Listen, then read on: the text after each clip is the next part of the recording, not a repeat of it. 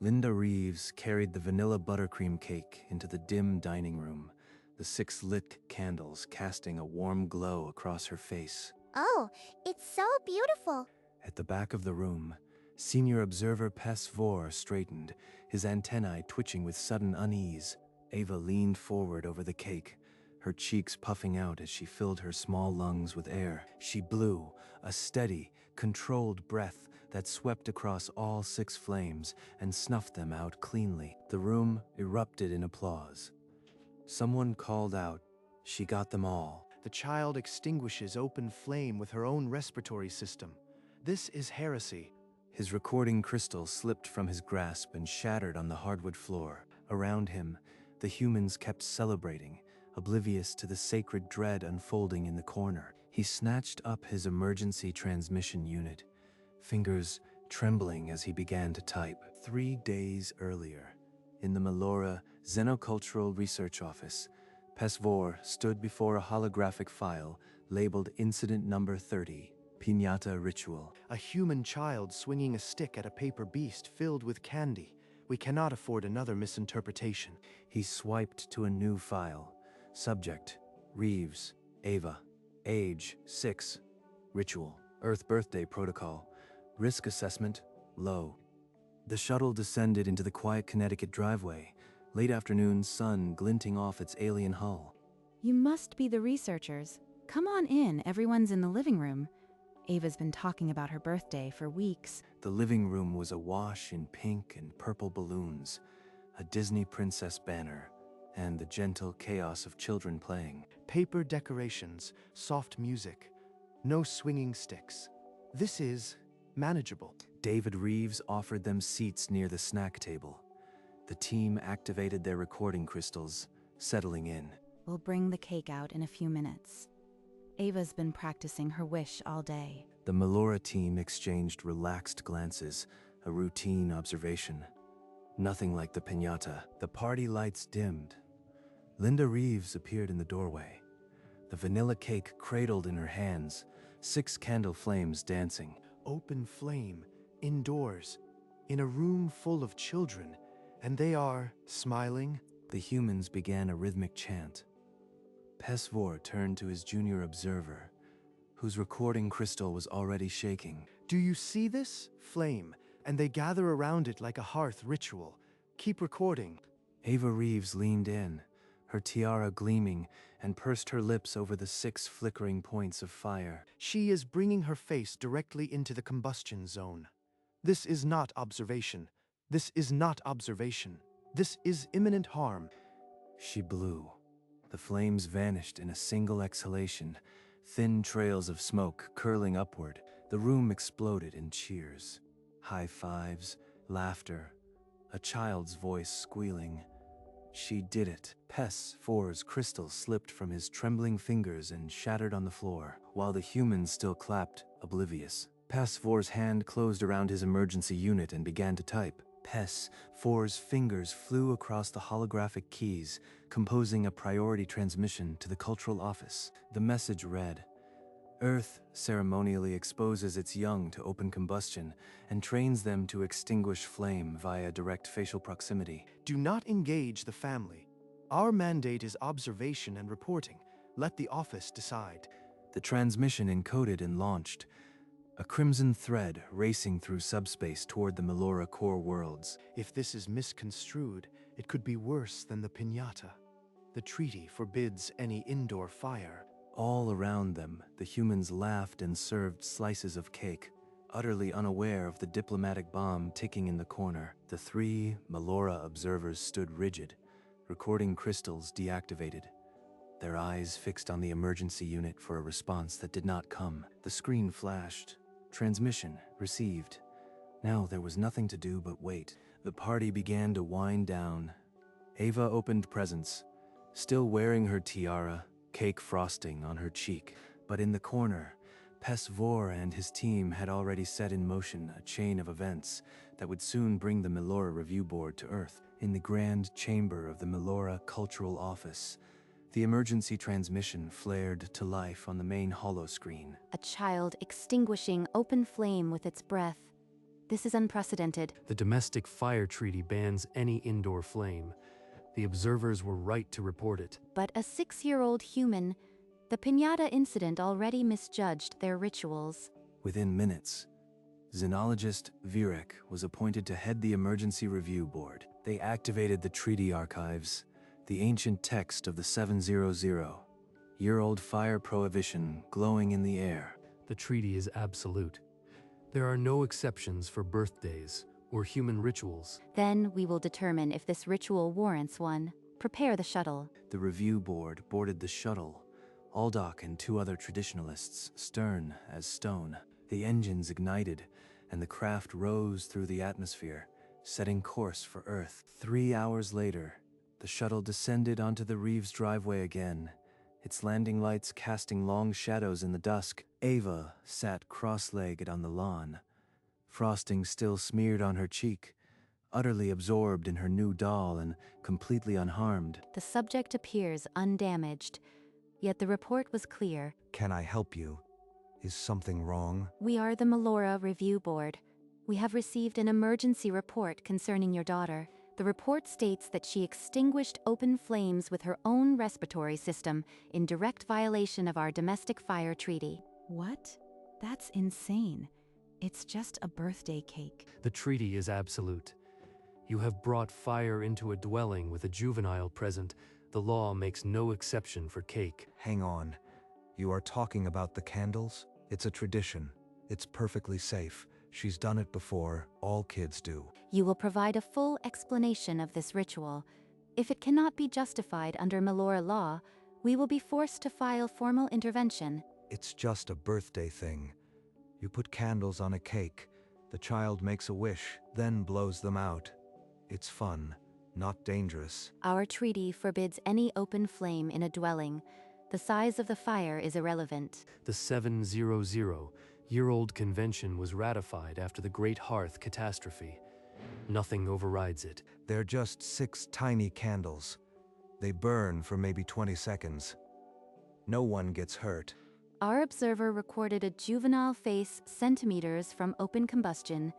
That is not tiny. David's hands tightened on the doorframe. Linda had pulled Ava back from the yard, out of sight. Your verbal assurances are insufficient. We require objective proof. Fine. I have video of my son's birthday last year. 8 candles. No burning, no injuries. Present this recording. The board will review it immediately. David reached for a tablet on the entry table, waking its screen. The Melora board leaned forward, antennae alert. David swiped through the tablet's gallery and hit play. The screen filled with warm candlelight and a familiar tune. I am gonna blow them out. The video showed Patrick, a freckled 8-year-old, leaning over an identical cake with 8 lit candles. Again, a juvenile places its face directly before combustion, but this recording predates the incident. Recurrence suggests ritual. That's my son last year. 8 candles. Blew them all out in one clean breath. No injuries, no panic. The 2 Melora traditionalists exchanged a tense look, but Varick's eyes never left the flickering screen. 8 candles for an 8-year-old. The juvenile from the report had 6. The count matches age. A graduated proficiency test. Proceed with the full recording. We will observe the entire ritual from beginning to end. On screen, Patrick took a deep breath, his cheeks ballooning. The alien's antennae pressed forward. The video continued, the quiet hiss of breath mixing with birthday song, and then a burst of cheers. The video showed Patrick blowing out all 8 flames in one steady breath, then grinning at the camera through a puff of smoke. I made a wish for a new bike. Did you see me get them all? Virek paused the recording and opened a fresh note on her datapad, antennae twitching with focused energy. 8 candles extinguished with uniform breath control. The count corresponds to the child's age. This is a calibrated exercise. The precision is notable for a juvenile, but deliberate fire exposure is the crime, not the technique. David Reeves, the number of candles matches the child's age in both recordings. Is this a universal human practice? Yes, that's the tradition. 1 candle for every year, Every child in our culture grows up doing it. Aldoc's scowl held, but the antennae on his left side flicked, a Melora tell for reluctant scientific interest. This ritual is not random endangerment. It is a structured respiratory training protocol, possibly combustion control conditioning. Training protocol or not, it still violates the Domestic Fire Treaty. The law does not bend for conditioning. David called Ava inside. She bounced over, still clutching her new doll, her tiara slightly askew, and looked up at the tall green strangers with wide eyes. Ava, can you tell me what you were doing with the cake and the fire? I was blowing out my birthday candles. I made a wish first.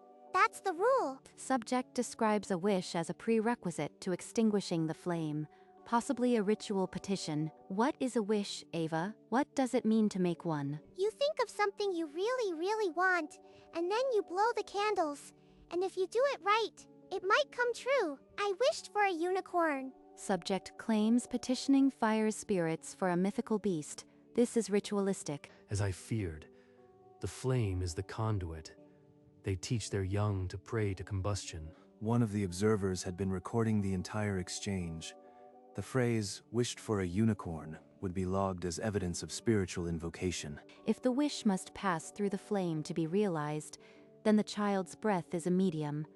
This warrants deeper doctrinal analysis. The board reconvened in the living room, a holographic chart floating between them as David and Linda were asked to wait in the kitchen. Here is the correlation. Age in years matches candle count. Both subjects performed without injury.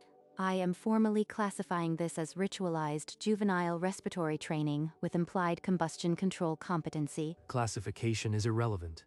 The Domestic Fire Treaty prohibits any open flame indoors, regardless of intent. The two traditionalists murmured agreement, antennae twitching in sync, while the younger auditor frowned at her notes. The treaty was written before we knew of Earth. Cultural context must be considered. 0 injuries in 2 generations. The law is static. If we soften on flame, what next? Human children juggling torches. The precedent is dangerous. Then we gather more data. I propose delaying any final ruling until we review human firefighting training statistics. The board exchanged uneasy glances, but no one moved to call a vote. The deadlock was palpable. Fine. You have 1 hour, but my position does not waver. The board summoned Pesvor, who entered stiffly, the shards of his recording crystal still in his pocket. Senior Observer Pesvor. I documented the event precisely. The child extinguished 6 open flames with her breath. He recounted the ritual, his antennae rigid, the horror of the moment still fresh in his voice. Was there any sign of distress in the juvenile? Did she appear to be in pain? Number. She was laughing. The humans cheered as if it were a performance. The admission silenced the room. Aldoc's jaw tightened, but Virek leaned forward. Then we must see it directly. A controlled reenactment with full board observation. David was called back from the kitchen, his expression tight, Linda behind him holding Ava's hand. Mr. Reeves, we request a controlled reenactment of the ritual. Light the candles again. Right now? Fine. I'll get another cake. Ava, sweetie, you want to help me? David returned from the kitchen, carrying a plain cupcake and a small lighter. The board watched in tense silence. He flicked the lighter, the tiny flames springing up. Several Melora took an involuntary step back. You are going to demonstrate on a living flame right here, with no protective gear. It's just 1 candle. Watch. David leaned forward and blew a soft breath. The flame vanished in an instant. They treat fire as something trivial. A child could be taught that extinguishing flame is as normal as breathing. He handed the cupcake to Ava, who bit into it happily, getting vanilla frosting on her nose. The child is unharmed, yes, but the treaty does not grade flames by size. It is absolute. The demonstration proves no physical harm occurs.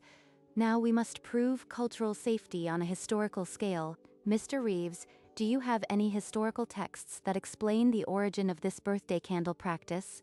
Actually, I think we have a coffee table book about birthday traditions. Hold on. He went to the shelf while Virek's datapad glowed with new data, human fire suppression statistics. The data shows human firefighters undergo extensive breath training. Children extinguishing candles could be a precursor. She flicked a chart onto the main hologram. Average response times clustered below 5 minutes, with notes on breath control drills. So you are suggesting that blowing out candles is a training exercise for toddlers? I am suggesting it is ritualized early exposure. They learn to control breath around fire without fear. David returned carrying a large book with a glossy cover, showing vintage birthday cakes. This covers candle traditions from Roman times to now.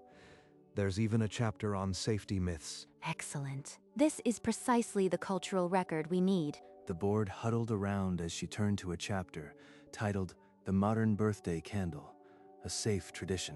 Virek read aloud a passage about ancient Greeks placing candles on cakes to make prayers visible to gods through smoke. This is not a petition to fire spirits. It is a symbolic sending of wishes. The smoke is a metaphor, not an actual conduit. Even so, the physical flame remains inside a dwelling. The treaty makes no exception for metaphors or wishes. Then consider this. The chapter documents 0 serious injuries from birthday candles in over a century of modern records. Aldock stared at the page, his rigid posture relaxing fractionally. The data was undeniable. I concede it is not a sacrifice, but the law was written to prevent any fire indoors, irrespective of intent or outcome. The law also demands we protect children. This ritual teaches them control, not danger. Can we ignore a century of proof? Aldock's jaw tightened, but the objection did not come. He simply stared at the holographic statistics, unblinking. We can recommend a cultural exception. It is the only logical conclusion from this entire investigation. The room fell silent. For a long moment, no one moved. Then Aldock gave a single, almost imperceptible nod. I call for a formal vote. Who supports recommending a cultural exception for the Earth Birthday Protocol? One by one, the board members raised their hands. The holographic tallies flickered green above the table. Aldock's hand lifted last, the heavy arm rising with visible effort. His expression gave away nothing. The recommendation passes. We will advise the Melora Compact to amend the treaty. Mr. Reeves, we will recommend the Compact accept this as a cultural exception. Your family is not in violation. Thank you. That's a huge relief. Linda hugged Ava, who still had frosting on her nose, completely unaware of the rescue she'd just received. The board gathered their equipment and filed out to the waiting shuttle in the driveway. Ava waved enthusiastically from the porch, still clutching her new doll, as the aliens climbed aboard. The shuttle lifted off, carrying a recommendation that would soon rewrite a law 7 centuries old. The Melora Compact Council convened in the Great Hall, the ancient treaty floating overhead as a hologram. The review board's recommendation was read aloud. Amend the Domestic Fire Treaty to include a single cultural exception. The amendment read, Exception, Earth Birthday Protocol. The ritual extinguishing of small candles on celebratory cakes is hereby permitted. The clerk signed the amendment with a light pen, and the red warning icons dissolved into calm blue. Within hours, news of the amendment spread across Melora World's Earth Birthday Protocol trending on every public feed. Human diplomatic channels acknowledged. The human community appreciates this recognition of cultural nuance. PES 4 received a commendation for prompt reporting, though the small medal felt absurdly heavy on his vest. He pinned the medal reluctantly, muttering he had only done his duty and that he would never again underestimate a human party. In the treaty archives, a single new line glowed, Exception, Earth Birthday Protocol. The 700-year-old law had finally bent, not broken, to accommodate a child's breath. 13 candles flickered on a spring birthday. Ava's hair was longer, but the breath came as naturally as ever. At 16, a Melora observer smiled from across the room, now a quiet witness to a harmless tradition. 18 candles made her a legal adult. The ancient treaty breach had become a case study in cultural adaptation. The Melora Cultural Office filed a report, now titled Human Juvenile Fire Training, a retrospective. It was required reading. Ava Reeves, now 22, powered through academy drills. Her breath control, something instructors called preternatural. She could place her face inches from a controlled flame without flinching. A skill she never quite explained. Graduation day. Ava stood in dress uniform, her family watching, a small flame patch gleaming on her sleeve. The patch had been adopted years ago, a candle inside a breath symbol. Firefighters thought it meant courage under heat. Ava looked at it and felt a strange, warm déjà vu, as if a 6-year-old's birthday wish had been answered in an odd cosmic language. She was a probationary firefighter now. The universe, it seemed, had a sense of irony.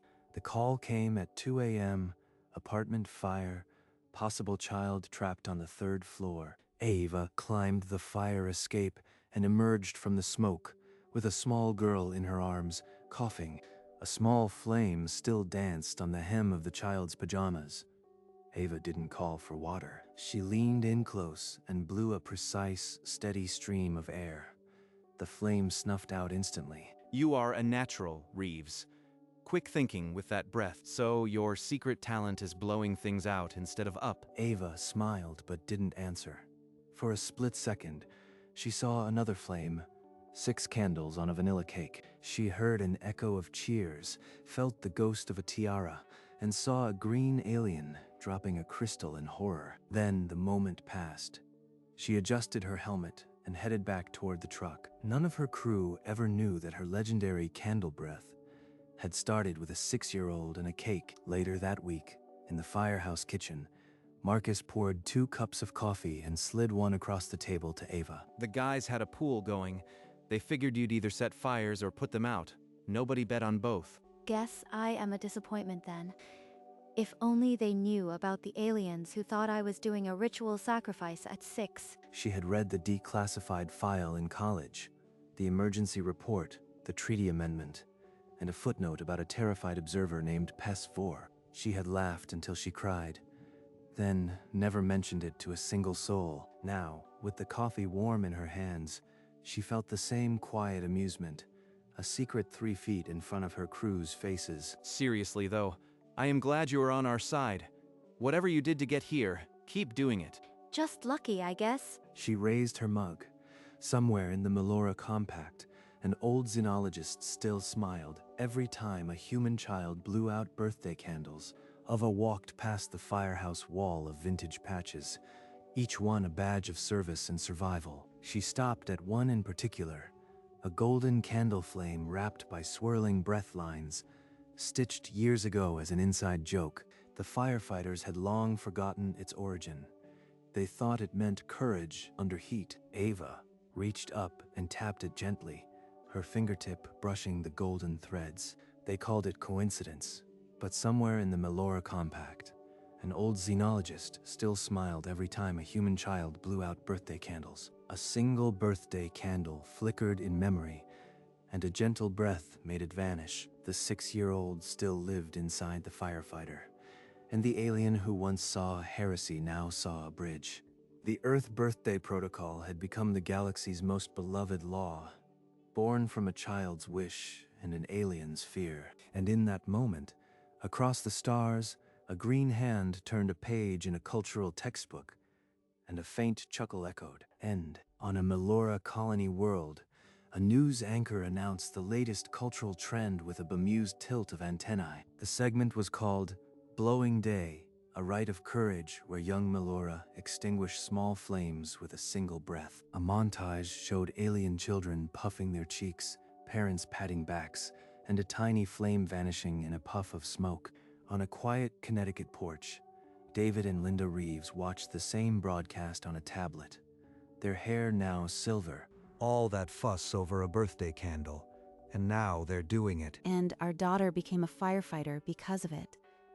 I'd say it worked out. David reached for a framed photo on the side table.